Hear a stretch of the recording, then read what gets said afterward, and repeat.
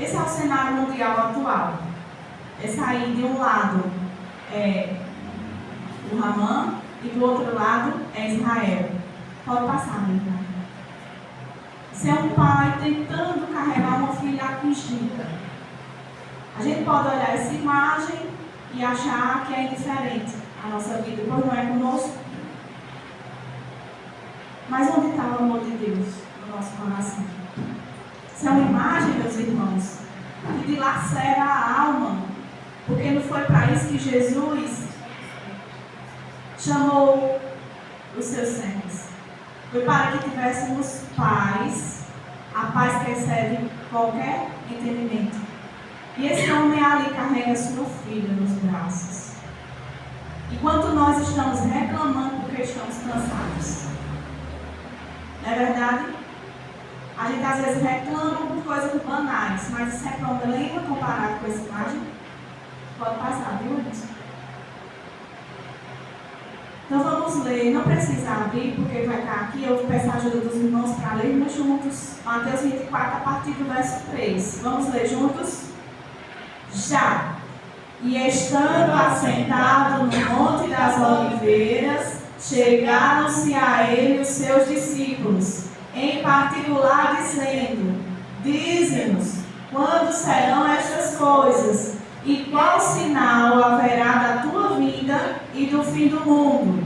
E Jesus respondendo disse-lhes: acautelai-vos que ninguém vos engane, porque muitos virão em meu nome, dizendo: eu sou Cristo, e enganarão a muitos.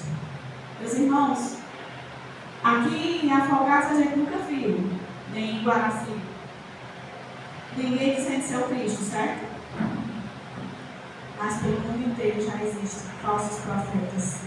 Pessoas que usam a palavra de Deus para enganar a muitos. E se a gente não estiver preparado, a gente acaba sendo enganado. Pode passar, irmãos.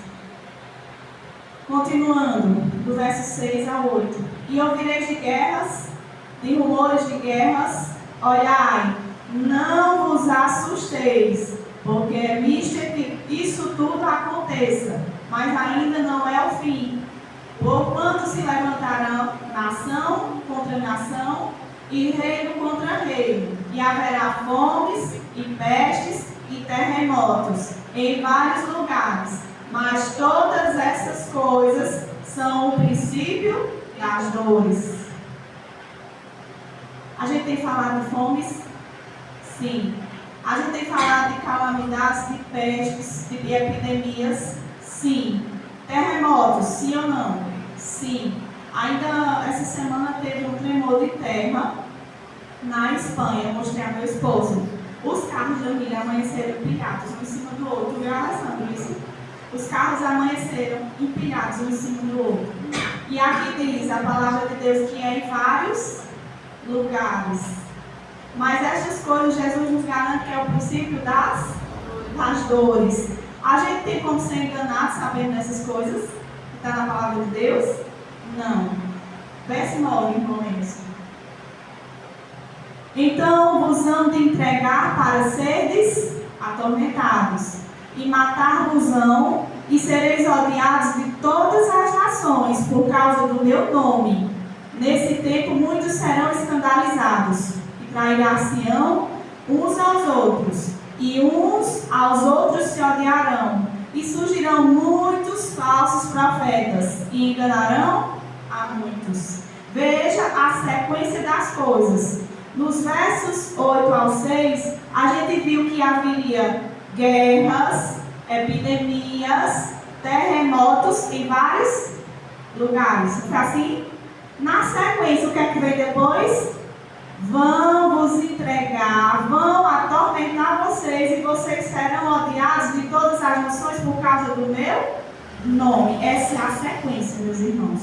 Então a gente, diante da Escritura Sagrada, da orientação de Jesus, a gente sabe que está prestes ao acontecimento que vai nos fazer ser odiados de todas as nações por causa do nome de Jesus. A gente está preparado para isso? Pode passar, irmãos.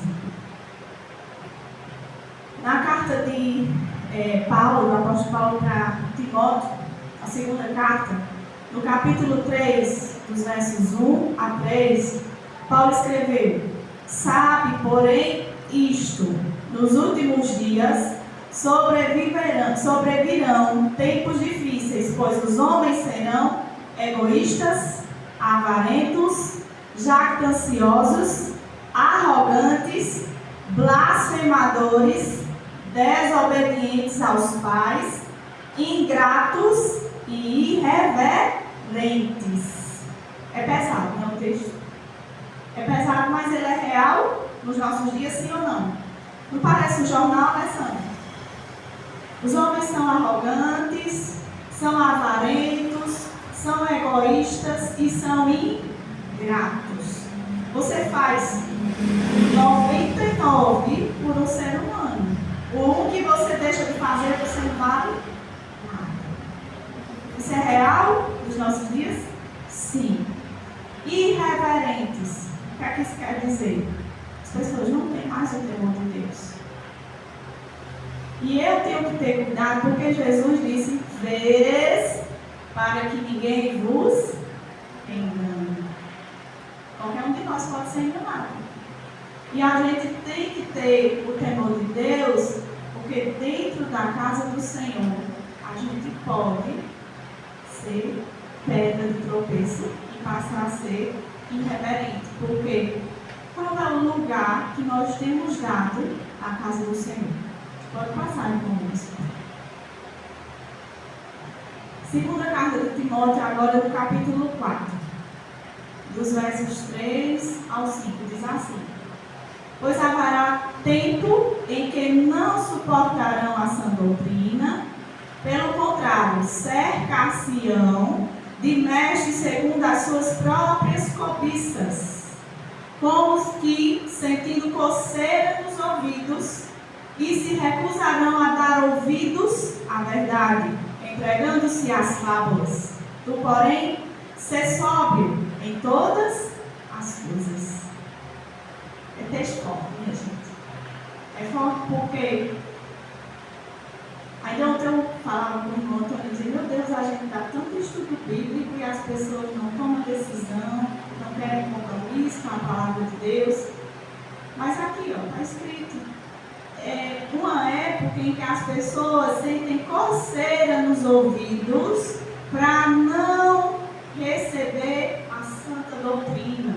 Eles querem estar junto aos seus mestres que falem, preguem segundo as suas próprias cobiças, o que é bom para eles, o que é interessante para eles. A sã doutrina para eles se torna peso, pesado. Por isso que eles se recusam a dar ouvidos à verdade e entregam-se às fábulas. Qual é a fábula que é pregada hoje? Quem sabe? Qual a principal fábula que é pregada hoje? Imortalidade da alma. Imortalidade da alma, domingo. A principal hoje é: o importante é você ser feliz. O importante é você ser feliz. Então, o homossexualismo pode. A igreja de Roma hoje aceita o homossexualismo. A imortalidade da alma. Se você pecar, você morre e vai para o purgatório. É uma fábula. Isso é doutrina satânica. Onde é que tem a palavra purgatório na Bíblia, irmão? Não existe? É fábula. Reencarnação. Reencarnação, espiritismo, que a irmã White falava de espiritualismo. Nos nossos dias nós chamamos de espiritismo.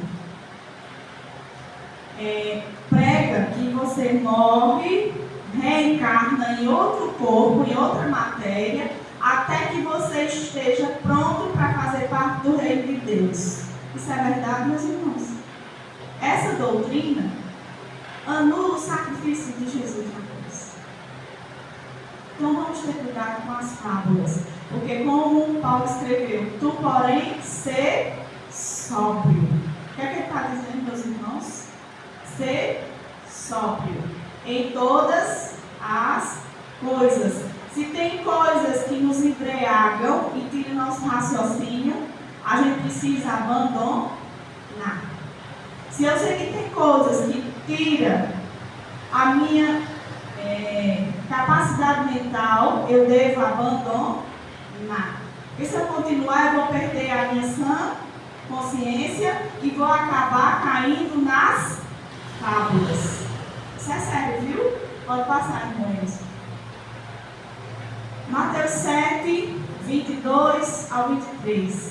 Muitos naquele dia hão de dizer: Senhor, Senhor, porventura não temos nós profetizado em teu nome, e em teu nome não expelimos demônios, e em teu nome não fizemos muitos milagres? Então lhes direi, Jesus está dizendo explicitamente: nunca vos conheci.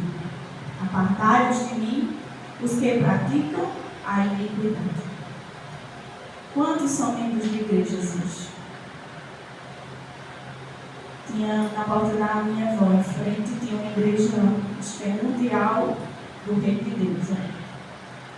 Todo dia, eles colocavam, irmãos, uma porta revestida com papel dourado, e você passava por essa porta, deixava R$100 ali no ofertório, e você estava passando na porta do céu.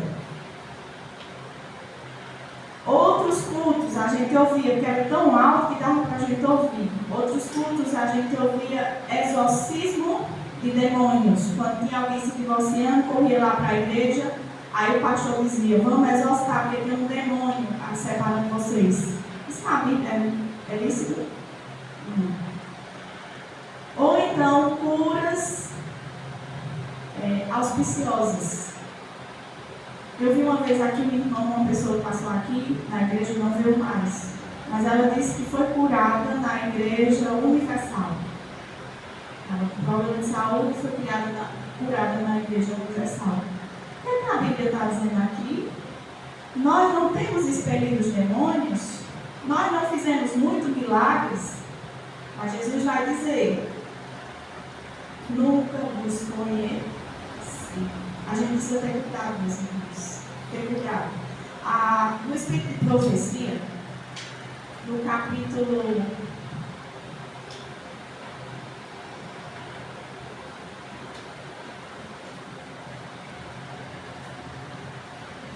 6, há uma instrução para a nossa vida nesses dias. A gente precisa ter um espírito de serviço e abnegação. Lembra do que a gente conversou na tarde? O espírito de serviço e abnegação. Deus tem esperado por tempo que o espírito de serviço se apodere de toda a igreja, de maneira que cada um trabalhe para ele segundo sua habilidade. Então, alguns têm dons do louvor, outros têm dons com as crianças, outros têm habilidade para fazer decoração, outros têm habilidade para pregar. Enfim, cada um deve prestar um serviço com amor, segundo sua habilidade ao Senhor. A gente tem feito isso? Vamos cada um se perguntar. Por toda parte existe a tendência de substituir o esforço individual pela obra de organizações. A sabedoria humana tende à consolidação, à centralização, à edificação de grandes igrejas e instituições. O que é que isso quer dizer, meus irmãos? A gente olha essa igreja pequenininha, conta-se nos dedos os membros. Então, nos últimos dias, a irmã está dizendo aqui que vai ter tendência das pessoas abandonarem as pequenas igrejas, porque elas vão sentir prazer em estar em grandes organizações, onde são edificações lindas, bem arquitetadas, bem organizadas. Mas a gente deve estar preparado, porque o que embeleza a obra de Deus não é a arquitetura do prédio, nem a quantidade de membros, mas sim a palavra de Deus, onde é pregado o Evangelho. E Cristo confia a nós, a você, Janine, a mim, a Alessandro, a todos vocês que estão aqui. Cristo confia uma obra individual. Eu não posso esperar para o irmão Antônio. Eu tenho que ajudar. Uma obra que não pode ser feita por procuração. Eu não posso passar para meu esposo uma obra que eu posso fazer. O serviço, primeiro, qual é o primeiro serviço que a gente tem que fazer aqui na casa de Deus? Quem se atreve a dizer? Qual é o primeiro serviço? Os irmãos sabem? O primeiro ministério da igreja remanescente é com os pobres e enfermos. Está aqui, ó. Estilo de vida e as atividades do remanescente no tempo do fim. A gente tem que levar alimento a quem não tem. A gente tem que levar prece a quem está doente. A gente precisa ir atrás dos perdidos. Quem são os perdidos? Alguém sabe? Quem era que Jesus mais abraçava? As prostitutas, os bêbados, os aleijados, os quais eram desprezados pela sociedade. Hoje a gente viu um aleijado, a gente olha na cara.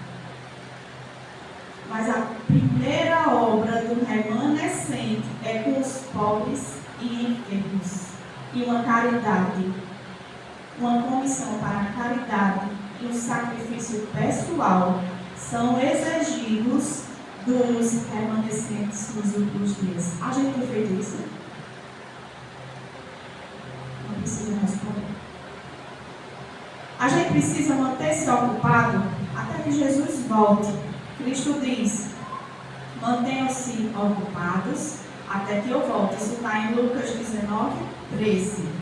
Talvez faltem apenas alguns anos para que termine a história da nossa vida, mas até lá devemos manter-nos ocupados. Porque a gente tem tempo para tudo, só não tem tempo de fazer nada na casa de Deus. A gente só faz quando convém. Meus irmãos, essa mensagem é direcionada aqui hoje para mim, tá certo? Mas eu rogo em nome de Jesus que você pergunte ao Espírito Santo nessa manhã qual é o seu ministério, onde você pode ajudar e onde você pode se manter ocupado. Porque o Filho do Homem voltará à meia-noite, quando ninguém estiver esperando. Quando ele chegar, a nossa lâmpada vai estar cheia de azeite, ou a gente vai tentar comprar os irmãos. Essa mensagem é direcionada primeiramente para mim, mas Cristo quer que cada pessoa se habitue a esperar calmamente a sua segunda vinda, mas trabalhe com diligência no seu serviço. Quantos, em nome de Jesus, nessa manhã, diante de Deus aqui, se comprometem a assumir o ministério nessa igreja? Eu assumo. Quantos?